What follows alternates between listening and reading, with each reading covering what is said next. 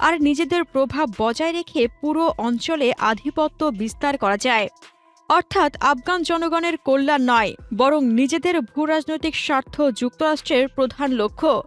তারা যতই বলুক সন্ত্রাস দমনের জন্য আসছি, বাস্তবে লক্ষ্য থাকে সম্পদ দখল আর প্রতিদ্বন্দ্বী শক্তিকে চাপে রাখা। 2020 সালে দোহা আলোচনায় ট্রাম্প প্রশাসন প্রতিশ্রুতি দিয়েছিল তারা সম্পূর্ণভাবে সেনা প্রত্যাহার করবে। জো বাইডেন সেই প্রতিশ্রুতি 2021 সালে বাস্তবায়ন করেন। অথচ কয়েক বছর যেতে না যেতেই আবারও বাগরাম ঘাঁটি ফেরত নেওয়ার পরিকল্পনা শুরু হয়েছে। এতে প্রমাণ হয় যুক্তরাষ্ট্র বলে এক, করে আর এক। তারা চুক্তিকে সম্মান না দিয়ে নিজেদের স্বার্থের জন্য নিয়ম ভাঙতে দ্বিধা করে না।